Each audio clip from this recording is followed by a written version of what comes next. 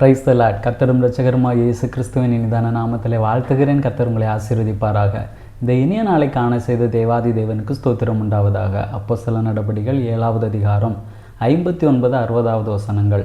அப்பொழுது கர்த்தராகிய இயேசுவே, என் ஆவியை ஏற்றுக்கொள்ளும் என்று ஸ்தேவான் தொழுது கொள்ளுகையில் அவனை கல்லெறிந்தார்கள். அவனோ முழங்காற்படியிட்டு, ஆண்டவரே, இவர்கள் மேல் இந்த பாவத்தை சுமத்தாதிரும் என்று மிகுந்த சத்தமிட்டு சொன்னான். இப்படி சொல்லி நித்திரையடைந்தான்.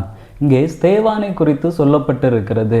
இந்த ஸ்தேவான் இயேசு கிறிஸ்துவை பிரசங்கித்தது நிமித்தமாக அவனுக்கு விரோதமாக அநேகர் எழும்பி வருகிறார்கள். ஒரு சூழ்நிலை வரும்பொழுது சிறியவர்கள் முதல் பெரியவர்கள் வரைக்கும் அவனை சுற்றி இருந்தவர்கள் எல்லாருமே மூர்க்கமடைந்து அவன் மேல் கல்லெறிகிறார்கள். கல்லெறியும் பொழுது ஸ்தேவான் சொல்லுகிறார், இவர்கள் மேல் இந்த பாவத்தை சுமத்தாதிரும் என்று.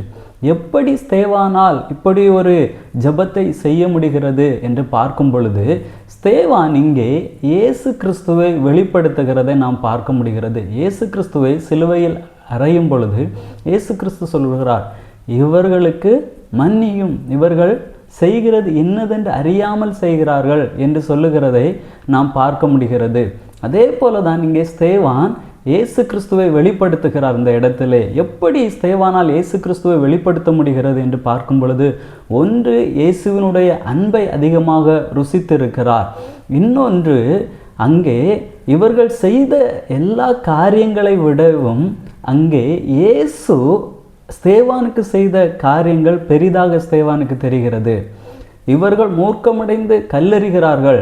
ஆனால் இந்த சூழ்நிலையை பார்க்கும் பொழுது இதை பார்க்கிலும் இயேசு கிறிஸ்து எனக்கு செய்த நன்மை பெரிது என்பதை நினைத்து அந்த இடத்துல அப்படி ஒரு ஜெபத்தை செய்கிறார். அதே போல தான் நம்முடைய வாழ்க்கையிலே நமக்கு விரோதமாக சிலர் எழும்பி வந்து சில காரியங்களை செய்யும் பொழுது அதை நாம் பெரிதுபடுத்தாமல், இயேசு கிறிஸ்து நம்முடைய வாழ்க்கையில் செய்த நன்மைகள் அவைகளை விட பெரியவைகளாக இருக்கிறது என்று சொல்லி அவர்களை நாம் மன்னித்து மறந்து கடந்து போக வேண்டும். இதுதான் இயேசுவை வெளிப்படுத்தக்கூடிய அனுபவம். அவர்கள் செய்த தீமை அல்ல, இயேசு கிறிஸ்து நம்முடைய வாழ்க்கையிலே செய்த நன்மை அதைவிட பெரிதாக இருக்கிறது. அப்போ நாம் இயேசு கிறிஸ்துவை வெளிப்படுத்த விரும்பும் பொழுது நாம் அதை இயேசு கிறிஸ்து எப்படி எல்லாருக்கும் மன்னிக்கிறாரோ அதே போல் ஸ்தேவான் இங்கே எப்படி மன்னிக்கிறாரோ அதே போல் நாம் மன்னித்து அதை மறந்து கடந்து போக வேண்டும். அப்படி போகும் பொழுது நாம் இயேசு கிறிஸ்துவை வெளிப்படுத்துகிறவர்களாக இருக்கிறோம். நிச்சயமாக கிறிஸ்து நம்மை ஆசீர்வதித்து நடத்துவார். ஜெபிக்கலாமா? நல்ல தகப்பனே, உம்மை நன்றியோடு உம்மை துதிக்கிறோம், ஸ்தோத்தரிக்கிறோம். அப்பா, எல்லா சூழ்நிலையிலும் எங்களுக்கு விரோதமாக அநேகர் எழும்பி வரும்பொழுதும் அதை பெரிதுபடுத்தாமல் அந்த தீமையை விட இயேசு கிறிஸ்து எங்களுடைய வாழ்க்கையிலே செய்த நன்மை பெரிது என்று நினைத்து அதை மன்னித்து மறந்து கடந்து போக கர்த்தர் எங்களுக்கு நல்ல கிருபைகளை தந்தருளும்படியாய் ஜெபிக்கிறோம். இயேசுவின் நாமத்தில் பிதாவே, ஆமேன். God bless you.